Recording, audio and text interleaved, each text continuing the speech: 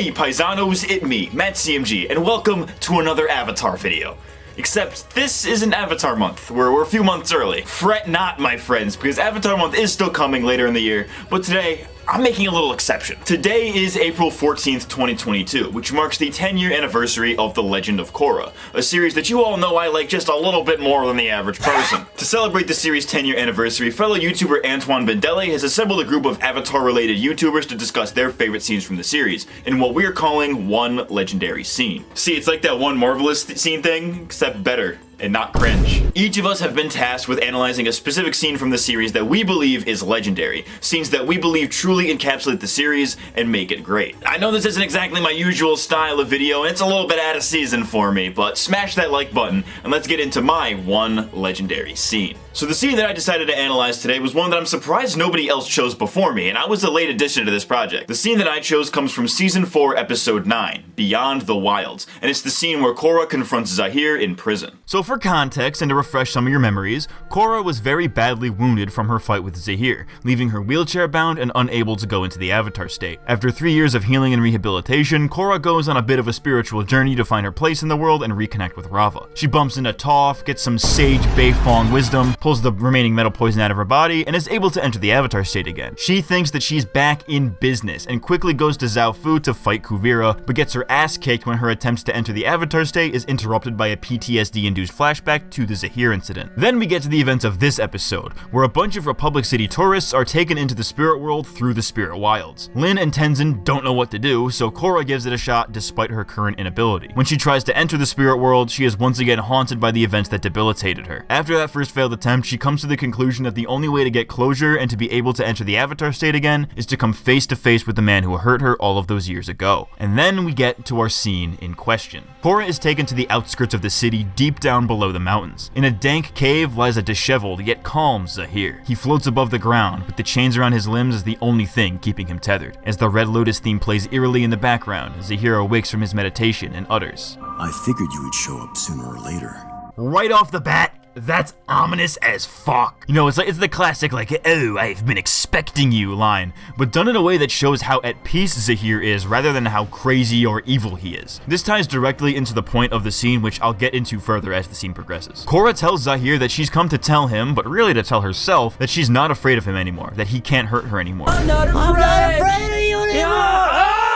Zaheer quickly proves this to not be the case, since his obviously futile attack still startles her. He taunts Korra, but as she's about to leave, he gets serious and reveals that he knows why she's here. I think that Zaheer's willingness to be playful here shows that he's kind of mellowed out a bit since we last saw him, though he's still clearly pretty dubious. Back during his fight with Korra, my guy was off his fucking rocker. He was not in his right mind. His girlfriend's head exploded right in front of him like a Live Leak video, and he was so blinded by his devotion to his cause that he didn't even stop to process it, instead just letting it go and going sicko mode in the Avatar. Season 3 Zaheer was all business, but after the time skip, he's gained a little perspective, as we'll later see, and he's had time to ruminate on his past actions, but it's purposefully unclear as to what actions he regrets, if any at all. Zaheer reveals that during his time in the spirit world in the past few years, he's learned that Rava, and thereby the Avatar, have been out of commission for quite some time. Korra questions how he can enter the spirit world in a place like this, to which Zaheer points out that Republic City is crackling with spiritual energy that she can't tap into. This fact alone, I think, shows the divide between these two. If a guy like Zaheer in a place like that can enter the spirit world all he wants and is more knowledgeable about the goings on of the spirit world than the Avatar herself,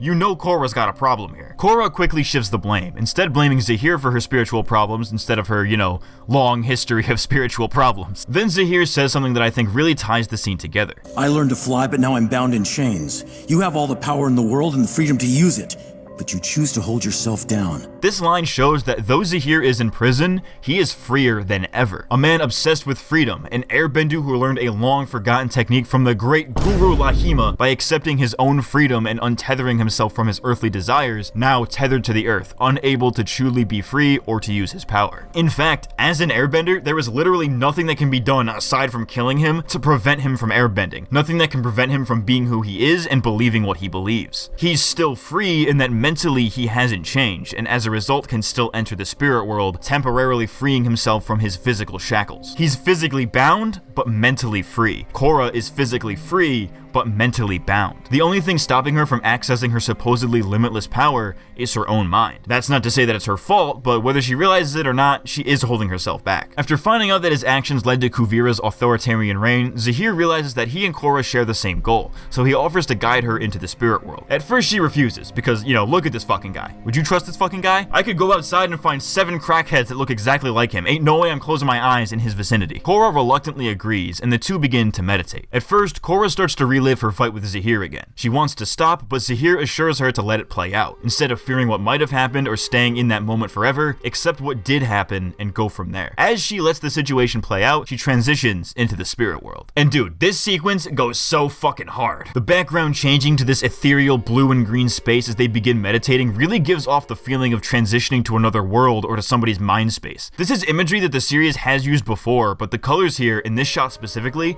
tell you all you need to know about these two characters. They are separated by a bright green line, symbolizing the spirit world or the source of spiritual energy. On Zaheer's side, this energy is radiating toward him, showing that he's one with it and in control of it. While on Korra's side, the glow doesn't reach very far, revealing the empty blue space behind her, showing that she's not only not in tune with her spirituality, but it's actually left a massive void in her being. This actually ties in with the Spirit Wilds plotline earlier in the episode, as the entrance to them is a Japanese torii, a gate in the Shinto religion that represents the transition into somewhere sacred. This is what Korra is trying to do. She's trying to enter a sacred place, but for her, things aren't as simple as just walking through a gate. Now, I know of a torii where I'd like to enter somewhere sacred, if you know what I'm saying.